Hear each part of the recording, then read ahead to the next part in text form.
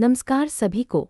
आज हम एक बहुत ही रोचक और महत्वपूर्ण विषय पर चर्चा करेंगे, जिसका शीर्षक है शब्द और शरीर की भाषा के बीच विरोधाभास को समझना। इस प्रस्तुति में हम जानेंगे कि कैसे व्यक्तिगत और पेशेवर दोनों संदर्भों में हम अपनी संचार की स्पष्टता और प्रभावशीलता को बेहतर बना सकते हैं। चलिए इस महत्वपूर्ण विषय पर गहराई से नज़र डालते हैं। हम संचार में विरोध की बात करते हैं तो इसका मतलब होता है बोले गए शब्दों और हमारे गैर मौखिक संकेतों के बीच असंगति। यह उस स्थिति को दर्शाता है जब हमारी बात और हमारे चेहरे के भाव, हावभाव या मुद्रा एक दूसरे से मेल नहीं खाते। उदाहरण के तौर पर कोई कह सकता है कि वह खुश है, लेकिन उसके चेहरे पर उदासी साफ दिख रही हो। ऐसे विरोध संचार के महत्व को। अब गैर मौखिक संकेतों का प्रभाव बहुत गहरा होता है। हमारी शारीरिक भाषा संदेश को समझने में बड़ी भूमिका निभाती है। जब शब्दों और शारीरिक भाषा में फर्क होता है तो यह अक्सर गलतफहमियों को जन्म देता है। व्यक्ति के लिए सही अर्थ निकालना मुश्किल हो जाता है, क्योंकि मंथर या असंगत संदेश संप्रेषित हो रहे होते हैं। इसलिए संचार के दौरान इस विरोध पर ध्यान देना बेहद। इस प्रशिक्षण के अंत में आप मौखिक रूप से कही गई बातों और शारीरिक भाषा के बीच अगर कोई विरोधाभास होता है तो उसे सही तरीके से पहचान सकेंगे। यह समझना महत्वपूर्ण है कि ऐसे विरोधाभास पेशेवर और सामाजिक दोनों ही स्थितियों में संचार की स्पष्टता और प्रभाव को कैसे प्रभावित करते हैं। आप गैर मौखिक संकेतों और उनके संदर्भों का विश्लेषण कर पाएंगे, जिससे आप न। जब हम संचार की बात करते हैं तो केवल बोले गए शब्द ही महत्वपूर्ण नहीं होते, बल्कि हमारी शरीर भाषा भी उतनी ही अहम भूमिका निभाती है। चेहरे के भाव, हाथों की हरकतें, हमारी मुद्रा और आवाज़ का स्वर, ये सभी संकेत हमारे संदेश को और गहराई देते हैं। लेकिन जब मौखिक संदेश और ये गैर मौखिक संकेत एक दूसरे के विपरीत होते हैं तो इसे हम शब्दों और शरीर भाषा के बीच और शरीर की भाषा के बीच विरोधाभास को समझना इसलिए बहुत महत्वपूर्ण है, क्योंकि यह हमें यह पता लगाने में मदद करता है कि सामने वाला व्यक्ति जो कह रहा है उससे उसकी असली भावनाएं क्या हैं। अक्सर लोग अपने शब्दों से कहीं अलग महसूस करते हैं या सोचते हैं, और यही अंतरण शरीर की भाषा में प्रकट होता है। खासकर कार्यस्थल पर यह समझना जरूरी हो जाता है। शरीर भाषा के दो महत्वपूर्ण तत्वों पर बात करते हैं। सबसे पहले चेहरे के भाव। चेहरे पर दिखाई देने वाले भाव, जैसे कि मुस्कुराना या भौहें तानना, सीधे और साफ साफ हमारी असली भावनाओं को दर्शाते हैं। ये भाव बहुत ही ईमानदारी से हमारी अंदर की स्थिति को सामने लाते हैं और संवाद में बड़ी भूमिका निभाते हैं। दूसरा महत्वपूर्ण तत्व है हाथों की हरकतें। हाथों की छोटी छोटी हरकतें भी हमारे मन की स्थिति को बयां करती हैं। उदाहरण के लिए, जब कोई सोचते वक्त या चिंतित होता है तो वह अक्सर अपना हाथ ठुड्डी पर रख लेता है।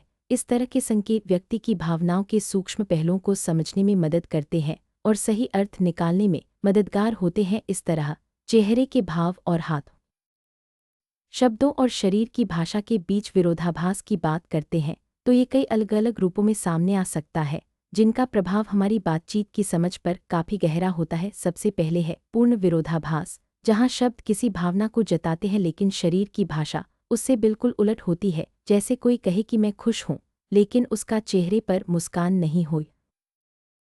जब कोई व्यक्ति बातचीत के दौरान मानसिक दबाव महसूस करता है तब अक्सर वो अपनी सच्ची भावनाओं को छुपाने की कोशिश करता है। जैसे किसी औपचारिक स्थिति में वह गुस्सा या उदासी को दबाकर एक सकारात्मक या पेशेवर छवि बनाता है, लेकिन इसी बीच उसकी शारीरिक भाषा, जैसे चेहरे के भाव या हाथों की हरकतें, कई बार उसके वास्तविक भावों को स्पष्ट कर देती हैं। इसका कारण यह है, अब हम शब्दों और शारीरिक भाषा के बीच विरोधाभास को समझने की कोशिश करते हैं तो सबसे पहले हमें बहुआयामी अवलोकन को अपनाना होता है। इसका मतलब है कि केवल कही गई बातों पर ध्यान न देकर संचार के कई पहलुओं जैसे शारीरिक गति और भावों को भी ध्यान से देखना जरूरी है। इसके बाद चेहरे के भावों और हाथों की चाल पर विशेष ध्यान देना चाहिए, क्योंकि अक्सर स्वर का स्वर भी बहुत महत्वपूर्ण होता है। आवाज में आए छोटे छोटे बदलाव हमें बता सकते हैं कि बोले गए शब्दों और असल भावनाओं के बीच कहीं कोई फर्क है। इसके साथ ही शारीरिक संकेतों का मूल्यांकन करना भी जरूरी है, जैसे बेचैनी या दूर हटना। जब कोई कहता है मैं आरामदायक हूँ, लेकिन उसका व्यवहार इसके विपरीत होता है, तो यह विरोधाभास स्पष्ट हो जाता है। अंत में इन सभी कौशलों को सुधारने का सबसे अच्छा तरीका है लगातार अभ्यास। रोजाना अवलोकन और बातचीत से हम अपनी जागरूकता बढ़ा सकते हैं और विरोधाभास को पहचानने की हमारी क्षमता और भी मजबूत हो जाती है। इस तरह हम संचार की गहराई को बेहतर तरीके से समझ पाते हैं। जब हम विरोधाभासों को समझने की कोशिश करते हैं तो संदर्भ हमारे लिए एक बहुत अहम भूमिका निभाता है। शब्द और शारीरिक भाषा एक दूसरे के विपरीत संकेत दे सकते हैं, लेकिन उनकी सही व्याख्या करना संदर्भ पर निर्भर करता है। किसी स्थिति का पार्श्वभूमि समझना हमें अधिक सटीक अर्थ निकालने में मदद करता है। सामाजिक माहौल भी संचार को गहराई से प्रभावित करता है, चाहे वह व्यक्तिगत बातचीत हो या पेशेवर बैठक। बोले गए शब्द और गैर-मौखिक संकेत जैसे कि शारीरिक भाषा, दोनों का अर्थ उस सामाजिक संदर्भ से जुड़ा होता है जिसमें वे होते हैं। उदाहरण के तौर पर एक मुस्कान को ही ले। सामाजिक परिस्थितियों में मुस्कान अक्सर गर्मजोशी और दोस्ताना व्यवहार को दर्शाती है, लेकिन यही मुस्कान व्यावसायिक माहौल में कभी-कभी तनाव छिपाने या गंभीर स्थिति को हल्का दिखाने के लिए भी हो सकती है। इसलिए संदर्भ को सही तरीके से समझना हमारी बातचीत की गहराई को बढ़ाता है और हमें मौखिक तथा गैर-मौखिक संकेतों में विवाद को पहचानने और स्पष्ट करने में सक्षम बनाता है। अगर हम संदर्भ की उपेक्षा करते हैं तो गलतफहमियां जन्म ले सकती हैं। इसलिए संदर्भ को ध्यान में रखना न केवल संवाद को प्रभावी बनाता है, बल्कि स्पष्ट और सही संचार को भी प्रोत्साहित करता है। जब हम संचार में विरोधाभासों को संभालते हैं तो सबसे पहले जरूरी है कि हम इन विरोधाभासों को पहचानें। इसका मतलब है कि हमें शब्दों और शारीरिक भाषा के बीच किसी भी असंगति को समझना होगा, क्योंकि यही असंगतियां अक्सर गलतफहमियों को जन्म देती हैं। इसके बाद हमें सावधानी बरतनी चाहिए और तुरंत निष्कर्ष पर नहीं पहुंचना चाहिए। स्थिति की गहराई से जांच करना और समझ बढ़ाना आवश्यक है ताकि हम विश्वास और अच्छे समझ को बनाए रख सके। हमारे संवाद को बेहतर बनाने के लिए खुले संवाद को प्रोत्साहित करना भी महत्वपूर्ण है। इसके लिए हम खुले प्रश्नों का उपयोग कर सकते हैं, जिससे सामने वाला व्यक्ति ज़्यादा विस्तार से और ईमानदारी से अपनी बात कह सके। साथ ही सक्रिय सुनवाई की भूमिका भी बहुत बड़ी होती है। हमें केवल शब्दों पर ही नहीं, बल्कि गैर-मौखिक संकेतों जैसे टोन, हाव-भाव और शारीरिक भाषा पर भी ध्यान देना होता है, ताकि एक खुला और संतुलित संवाद बन सके। और अंत में ये सब कौशल हम अभ्यास के माध्यम से लगातार विकसित कर सकते हैं। विरोधाभासों को न अरबीसाद अरबीराट अरबीफा समझना, बल्कि उन्हें बेहतर संचार के मौके में बदलना हमें लगातार सुधार और अभ्यास से ही आता है। यही तरीका हमें मजबूत और प्रभावी संचार की ओर ले जाता है। काम की जगह पर जब शब्द और शारीरिक भाषा में उलझन होती है तो इसका असर सीधे हमारे संबंधों की गुणवत्ता पर पड़ता है। जब कोई व्यक्ति कहता कुछ है लेकिन उसकी बॉडी लैंग्वेज कुछ और ही दिखाती है तो यह अविश्वास पैदा कर सकता है, जिससे सहकर्मियों के बीच सहयोग कम हो जाता है। इसके साथ ही टीम की भावना और उत्पादकता भी प्रभावित होती है। जब मौखिक और गैर मौखिक संकेत कर्मचारी व्यवहार भी इस बात का संकेत देता है कि उनकी असली भावना क्या है।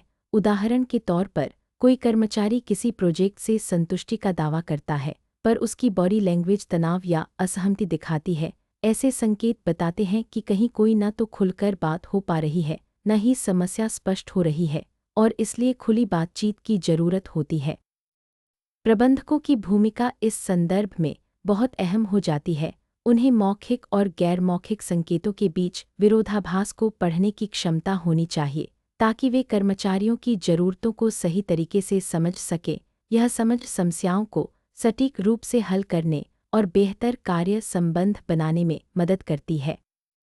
आखिर में जब बात संचार के सामंजस्य की आती है तो इसका संस्थान के प्रदर्शन पर सकारात्मक प्रभाव होता है। ऐसा भरोसेमंद माहौल बनता है जो सहयोग को बढ़ावा देता है, और यही सहयोग अंततः संस्था की सफलता और उत्पादकता को बढ़ाता है। इसलिए शब्दों और शारीरिक भाषा के बीच तालमेल बनाए रखना हर एक के लिए जरूरी है। जब हम किसी के शब्दों और शारीरिक भाषा में विरोधाभास जानना चाहते हैं तो सबसे पहले हमें उसके चेहरे के हावभावों को ध्यान से देखना चाहिए। चेहरे पर छिपी भावनाएं अक्सर शब्दों से अलग हो सकती हैं, जिससे हमें असली भावनाओं का पता चलता है। इसके बाद हाथों की गतिविधियों पर ध्यान देना जरूरी है। हाथ के इशारे या हलचलें कभी कभी बयान से मेल नहीं खाती। जब हम विरोधाभास को समझने की बात करते हैं तो संदर्भ की भूमिका बेहद महत्वपूर्ण होती है। सबसे पहले व्याख्या में संदर्भ का बहुत बड़ा महत्व है। उदाहरण के लिए एक ही अभिव्यक्ति का अर्थ अलग अलग परिस्थितियों में बदल सकता है, क्योंकि संदर्भ मौखिक और गैर मौखिक संकेतों के बीच के विरोधाभास को समझने में मदद करता है। दूसरा, संचार पर पर्यावरण का प्रभाव भी नज़रअंदाज नहीं किया जा सकता। किसी संदेश की व्याख्या उस जगह और वातावरण पर निर्भर करती है जहां वह संचार हो रहा होता है। सामाजिक और व्यावसायिक जगहें अलग अलग संदर्भ प्रदान करती हैं, जिससे समझ ओहतफरत हो सकती है। तीसरा, समय भी एक महत्वपूर्ण संदर्भ कारक है। जब संचार होता है, वह स्थिति के अनुसार संदेश के अर्थ को बदल सकता है। समय की वजह से शब्दों और शरीर भाषा में जो विरोधाभास होता है, उसे समझने में एक नया पक्ष जुड़ता है। अंत में, संदेश को समझने में ध्यान की भूमिका को नहीं भूलना चाहिए। जब हम संदर्भ पर ध्यान देते हैं, तब व्याख्या की सटीकता बढ़ती है और संदर्भ संकेतों की मदद से हम संदेश को गहराई से समझ पाते हैं। इसलिए संदर्भ पर फोकस करना विरोधाभास को समझने के लिए जरूरी है। जब हम संचार में विरोधाभास देखते हैं तो सबसे पहले हमें इसे पहचानना जरूरी है। मतलब ये कि जब कोई व्यक्ति जो कह रहा है और उसकी बॉडी लैंग्वेज या भावनाएं अलग अलग संकेत दे रही हों, तो हमें उस असंगति को समझना होगा। इसके बाद जिज्ञासा के साथ संपर्क बनाना चाहिए। इसका मतलब है कि हम खुले प्रश्न पूछें ताकि हम विरोधाभासी संदेशों के पीछे का कार्यस्थल में मौखिक और गैर मौखिक संचार की सुसंगतता बहुत महत्वपूर्ण होती है।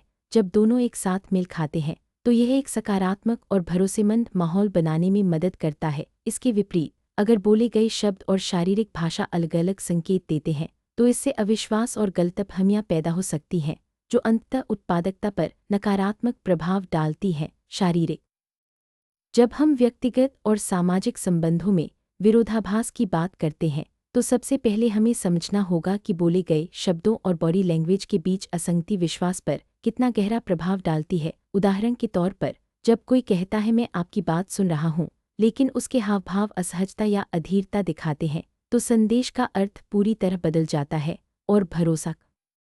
इसके अलावा ऐसे विरोधाभास हमें अनखी भावनाओं या संदेहों को समझने का मौका भी देते हैं। ये छुपे हुए संकेत अक्सर शब्दों से छिपे रहते हैं, लेकिन असंगति उन्हें उजागर कर देती है, जिससे हम संचार की प्रामाणिकता को बेहतर तरीके से समझ पाते हैं।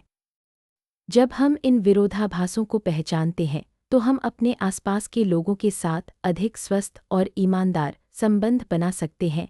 यह सिर्फ महसूस करने की बात नहीं है, बल्कि सही तरीके से प्रतिक्रिया देने और छुपी भावनाओं को समझने की प्रक्रिया है, जो संबंधों को मजबूत बनाती है। साथ ही जब हम मौखिक और गैर मौखिक संकेतों के बीच तालमेल बैठाते हैं तो हम बेहतर और अधिक उपयुक्त प्रतिक्रियाएं दे पाते हैं। इस सावधानी से हमारे रिश्तों में आपसी सम्मान और खुलापन बढ़ता है, जो कि किसी भी संबंध की नींव है। अंत में यह समझना जरूरी है कि बॉडी लैंग्वेज कैसे बोले गए शब्दों को पूरा करती है। यह कौशल न सिर्फ व्यक्तिगत और सामाजिक इंटरैक्शन में, बल्कि सफल और स्थायी संबंध बनाने में भी अहम भूमिका निभाता है। सच्चाई और विश्वास की इस नींव को मजबूत करने में यह समझना बेहद जरूरी है। विरोधाभास ज्ञान का व्यावहारिक उपयोग कई क्षेत्रों में हमारे लिए बेहद महत्वपूर्ण है। सबसे पहले, मूलभाव में आंख संपर्क टालने या बेचैनी जैसे गैर मौखिक संकेतों को समझना जरूरी है, क्योंकि ये संकेत ऑफन असहजता या संदेह को दर्शाते हैं, भले ही बातचीत शब्दों में पूरी तरह शांतिपूर्ण लगे। दूसरे, नौकरी साक्षात्कार के दौरान भर्ती प्रबंधक मौखिक उत्तरों और उम्मीदवार के गैर मौखिक व्यवहार के बीच सामंजस्य को बहुत ध्यान से देखते हैं। अगर इनमें कोई विरोधाभास होता है तो यह आत्मविश्वास या ईमानदारी की कमी का संकेत हो सकता है, जो निर्णय लेने में मदद करता है। तीसरे, हम दैनिक संचार में भी मौखिक और शरीर भाषा के बीच विरोधाभासों के प्रति जागरूक रहकर अपनी बातचीत की प्रभावशीलता को बेहतर बना सकते हैं, चाहे वह पेशेवर हो या व्यक्तिगत। चौथे, सूक्ष्म और अप्रत्यक्ष संकेतों को पहचानना हमारी मूल्यांकन प्रक्रिया को और परिपक्व बनाता है, जिससे साफ सुथरे और स्पष्ट संवाद की संभावना बढ़ती है। अंत में इन सभी समझ को वास्तविक परिस्थितियों में लागू करने से हम न केवल बेहतर जुड़ाव बना पाते हैं, बल्कि अधिक सशक्त और प्रभावी तरीके से संवाद कर पाते हैं।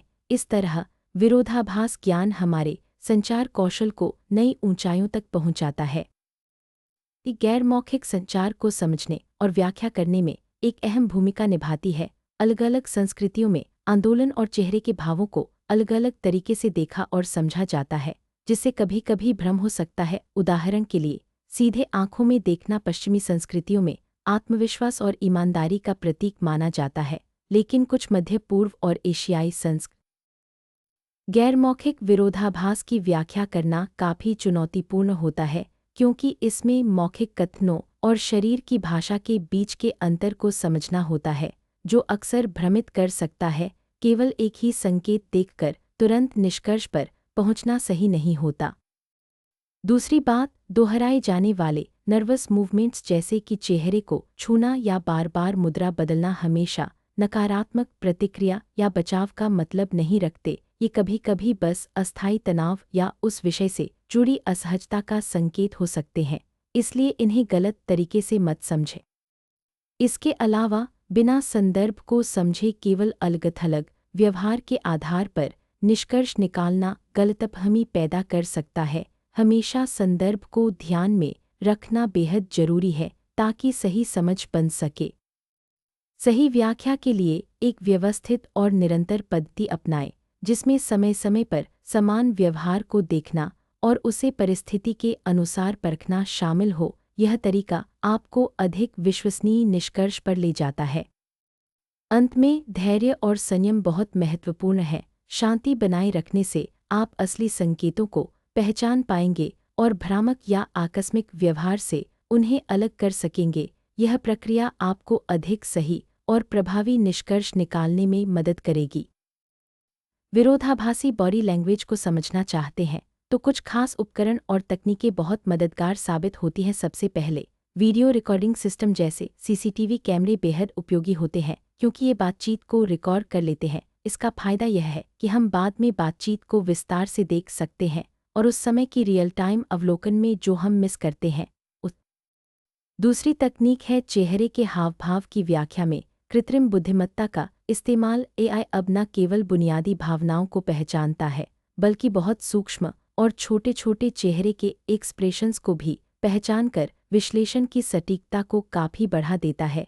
इससे हमें विरोधाभास को समझने में अधिक गहराई मिलती है। इसके साथ ही स्वयं प्रशिक्षण तकनीकें भी बेहद महत्वपूर्ण हैं। आईने के सामने जाकर अपनी बॉडी लैंग्वेज का अभ्यास करना या सहयोगियों के साथ नियमित अभ्यास करना हमारी जागरूकता को बढ़ाता है और हमें गैरमौखिक संकेतों को बेहतर तरीके से समझने में मदद करता है। अंत में इन सभी उपकरणों और तकनीकों का निरंतर उपयोग संचार में पारदर्शिता को बढ़ावा देता है। यह हमें जटिल इंटरपर्सनल डायनामिक्स को बेहतर तरीके से समझने और प्रभावी रूप से नेविगेट करने के लिए तैयार करता है। इस प्रकार सही उपकरणों और लगातार अभ्यास से हम विरोधाभासी बॉडी लैंग्वेज को समझने में काफी सफल हो सकते हैं। एप्पल को आंतरिक संचार में कुछ खास चुनौतियों का सामना करना पड़ता है, खासकर तब जब आधिकारिक बयान और कर्मचारियों के व्यवहार में असंगति नजर आती है। यह अंतर टीम के बीच स्पष्टता और विश्वास को कमजोर कर देता है, जो एक निजी कंपनी के लिए बहुत बड़ी समस्या हो सकती है। इसी समस्या से निपटने के लिए एप्पल ने बॉडी लैंग्वेज प्रशिक्षण पर खास ध्यान दिया है। इसका मकसद कर्मचारियों को गैर-मौखिक संकेतों को बेहतर समझने और सही तरीके से व्याख्यायित करने में सक्षम बनाना है, ताकि उनकी भावनात्मक अभिव्यक्ति उनके वास्तविक भावों से मेल खाए। इसके साथ ही एप्पल प्रामाणिकता को बढ़ावा देने की कोशिश करता है, ताकि कार्यस्थल की संस्कृति अधिक पारदर्शी और भरोसेमंद बने। इस प्रामाणिकता के कारण कर्मचारियों और प्रबंधन के बीच बेहतर विश्वास स्थापित होता है, जो संगठन के लिए बहुत जरूरी है। गैर-मौखिक संचार के विश्लेषण से एप्पल को महत्वपूर्ण अंतर्दृष्टि मिलती है, जो यह समझने में मदद करती है कि छिपे हुए या अप्रकट संकेत कितने अहम हैं। अंत में एप्पल ने संचार जागरूकता कार्यक्रमों में निवेश किया है जो संगठन की समन्वयता को मजबूत करते हैं और विरोधाभासों को खत्म करने में सहायक साबित होते हैं। इस तरह वे एकजुट और प्रभावी टीम बनाने में सफल रहे हैं। एप्पल को एक महत्वपूर्ण चुनौती का सामना करना पड़ रहा था, जहां प्रबंधन के द्वारा संचालन के सुचारू होने के दावे कर्मचारियों के गैर मौखिक संकेतों से मेल नहीं खा रहे थे। इसका मतलब था कि आंतरिक संचार में कहीं न कहीं गहरा तनाव मौजूद था, जिसे सीधे तौर पर व्यक्त नहीं किया जा रहा था। जब इस स्थिति का निरीक्षण किया गया तो स्पष्ट हुआ कि मौखिक आश्वासन और कोका-कोला, एक विश्वभर में प्रसिद्ध ब्रांड, अब विपणन और संचार के क्षेत्र में कुछ गंभीर चुनौतियों का सामना कर रहा है। विशेष रूप से सार्वजनिक बयान और अधिकारियों के गैर मौखिक संकेतों के बीच असंगति ने महत्वपूर्ण बैठकों और परियोजनाओं में संकट पैदा किया है। अक्सर हम देखते हैं कि अधिकारी अपनी बॉडी लैंग्वेज के माध्यम से तनाव या संदेह व्यक्त करते हैं, जबकि उनका मौखिक विरोधाभासों के बीच संचार सुधारने के लिए सबसे पहले हमें निरीक्षण कौशल पर ध्यान देना होगा। जानबूझकर ऐसे कौशल विकसित करें जो गैर मौलिक संकेतों को सही तरीके से समझने में मदद करे,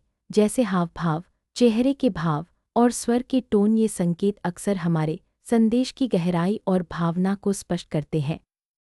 दूसरी बात, रणनीतिक प्रश्नों का अभ्यास करें। अनुमान लगाने की बजाय सवालों के माध्यम से स्पष्टता हासिल करना बेहतर होता है।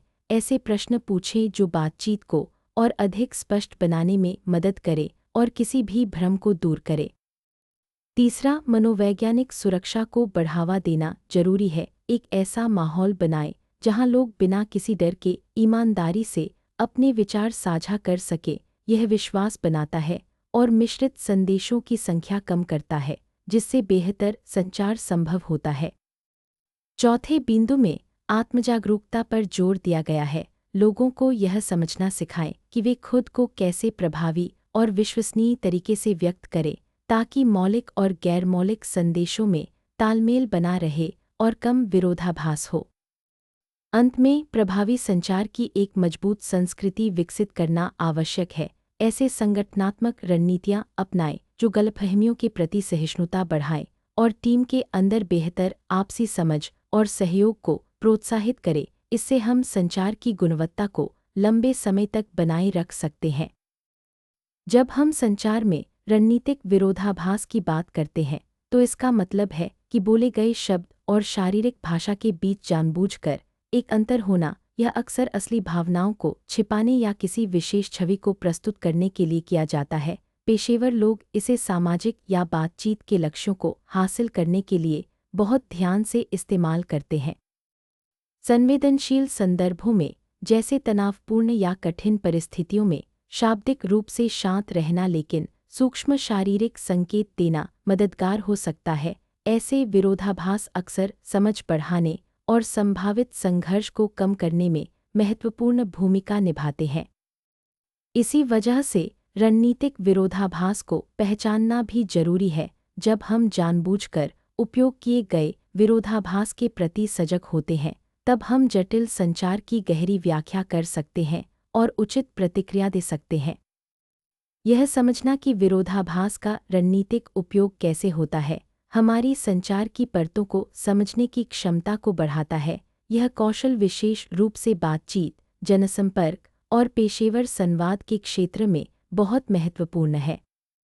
अंत में, जब हम जानबूझकर विरोधाभास के सूक्ष्म पहलुओं को समझ लेते हैं, तो यह व्यक्तिगत विश्वास बनाए रखने में मदद करता है।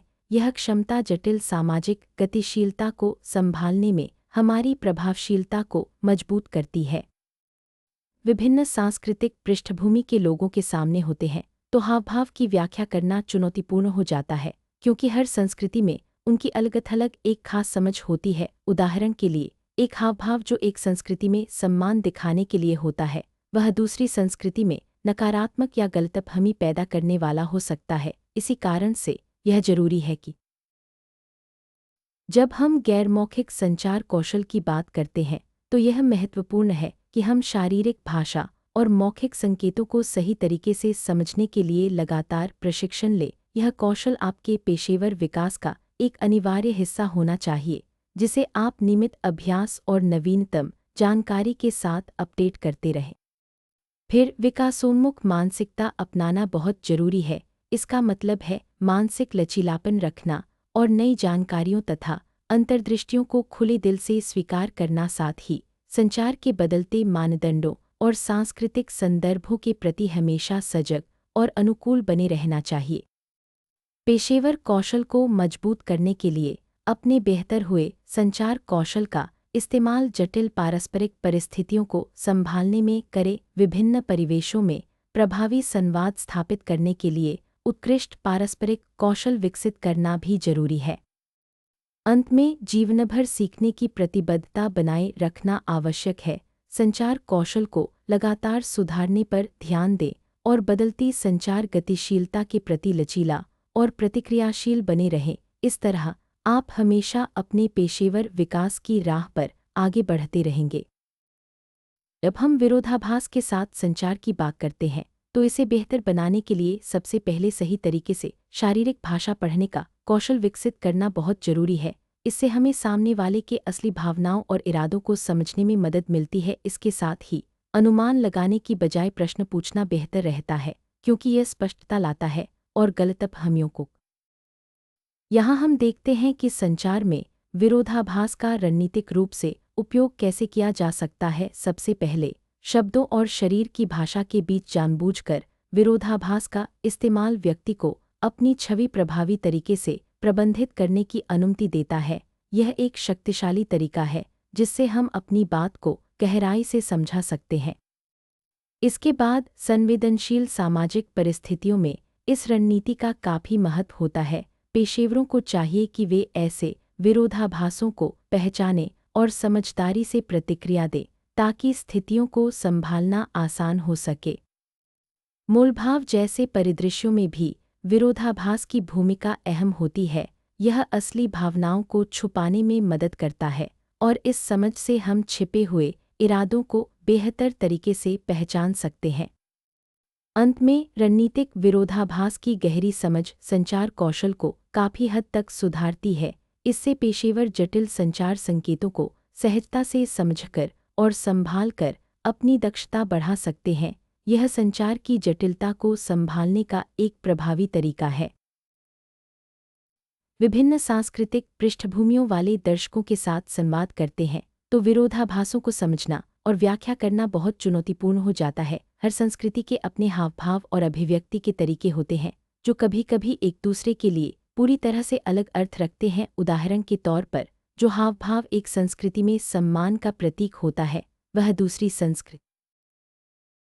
पेशेवर सफलता के लिए सबसे महत्वपूर्ण बात है लगातार अपने कौशल को विकसित करना, खासकर शारीरिक भाषा और शब्दों को सही तरीके से समझने और व्याख्या करने की क्षमता पर खास ध्यान देना चाहिए, क्योंकि ये हमारी प्रभावी संवाद की नींव होते हैं। इसके साथ ही हमेशा एक आजीवन सीखने वाले के रूप में खुद को तैयार रखें। इसे सिर्फ इस प्रशिक्षण तक सीमित न समझें, बल्कि इस प्रशिक्षण में उपयोग किए गए शैक्षणिक संदर्भों की बात करें तो यह हार्वर्ड विश्वविद्यालय जैसे प्रतिष्ठित संस्थानों के शोधों पर आधारित है, जो इसे एक मजबूत और भरोसेमंद आधार प्रदान करता है। इसके साथ ही हमने मनोविज्ञान और व्यवहार विज्ञान के प्रमुख जर्नलों से संसदीय समीक्षा लेखों को भी शामिल किया है, जो नवीनतम और प्रासंगिक निष्कर्षों को दर्शाते हैं। एक और यह प्रशिक्षण सामग्री केवल शैक्षिक उद्देश्यों के लिए बनाई गई है, इसलिए इसे कानूनी सलाह या भरोसेमंद मनोवैज्ञानिक विश्लेषण के रूप में नहीं लेना चाहिए। उपयोगकर्ताओं से अनुरोध है कि वे इस ज्ञान को लागू करते समय पेशेवर समझदारी और संदर्भ की पूरी जानकारी रखें, साथ ही गोपनीयता और नैतिक मांगों का सम्मान भी करें। साथ ही यह सामग्री उस समय उपलब्ध वैज्ञानिक सहमति। धन्यवाद आपकी इस प्रस्तुति में रुचि और समय के लिए मैं दिल से आभार व्यक्त करता हूँ। अगर आप लोगों के पास कोई सवाल या सुझाव हों तो मैं उन्हें सुनने के लिए तैयार हूँ। आपकी सहभागिता से ही यह सत्र और भी सफल बनेगा। एक बार फिर धन्यवाद।